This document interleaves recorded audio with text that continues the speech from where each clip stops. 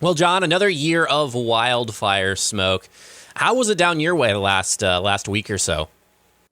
Oh boy, it was pretty bad. It's probably the strongest I've smelt the smoke smell. And the haze is that last couple of years was similar, but the actual smell of smoke that initial morning was very thick. Probably the worst I've smelt in 3 years for sure.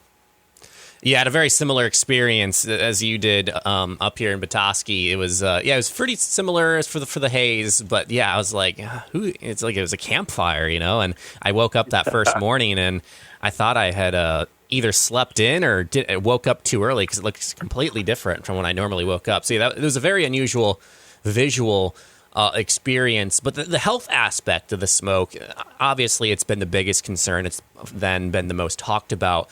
But I think the economic and the social impact may have been slightly overlooked. I mean, the impact on businesses, festivals, things like Little League games, summer camps, I mean, it's almost immeasurable. It really is.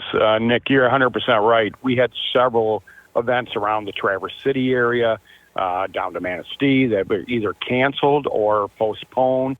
Even the pit spitters had to do a doubleheader the next day to complete their series with a team that came in out of town. So it had an economic impact. There's no question about it.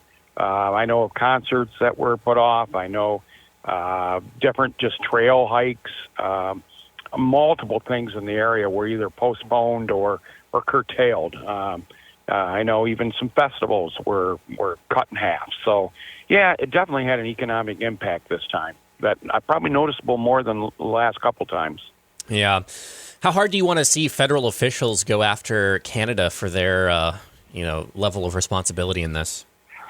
It's a tough one. Obviously, a lot of these areas in Canada are not inhabited, so it is tough. But maybe we need to go talk to them, actually have a conversation with Canada, say, okay, is there a way that the U.S. can help?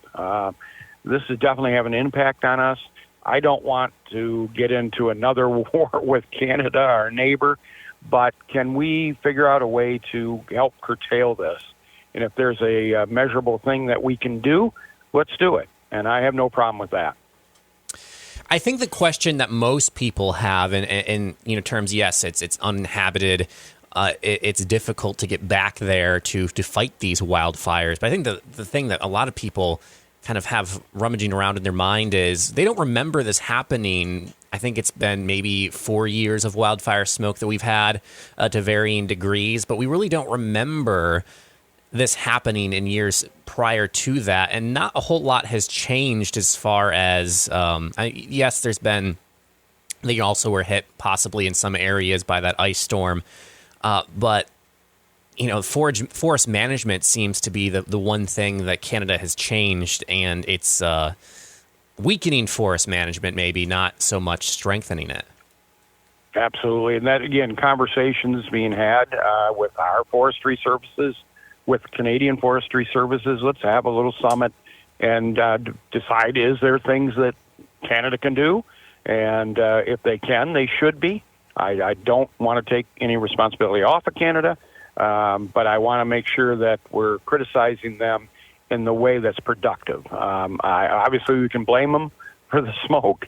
I understand there was a little bit of northern Minnesota also involved with some of these fires. So, but let's have this conversation. I will say that we cannot continue to do this with people with asthma or different health conditions. This is not good, and not everybody has air conditioning. So it is definitely a detriment to northern Michigan and all of Michigan and the Midwest if we can't come to some kind of understanding. How can this be curtailed or stopped, or can we help Canada with this management program and see if they're willing to do it? We need to put the pressure on. I have no problem with that, but I just want to make sure it's productive.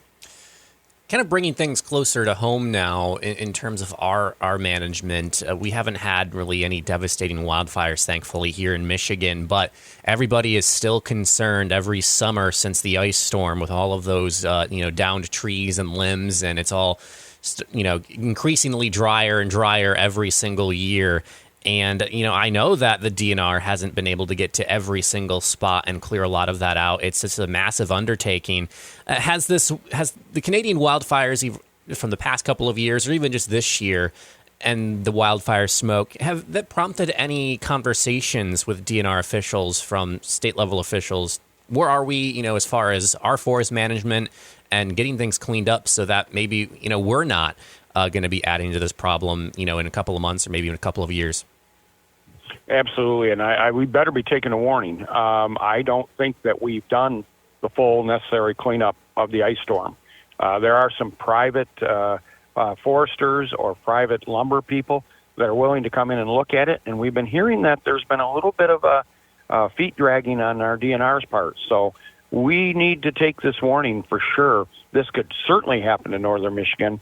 It has happened in the UP in the past. Certainly my parents live up near the Escanaba area, and they've had some forest fires. So we need to be making sure that we are doing the proper thing and cleaning the forest floor. And I agree. It's hard for us to criticize Canada if we don't do the same thing here.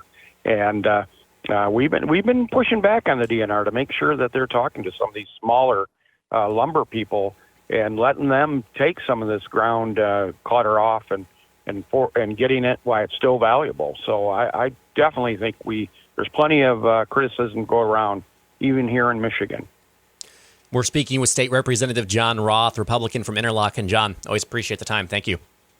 Thank you, Nick. Have a great day.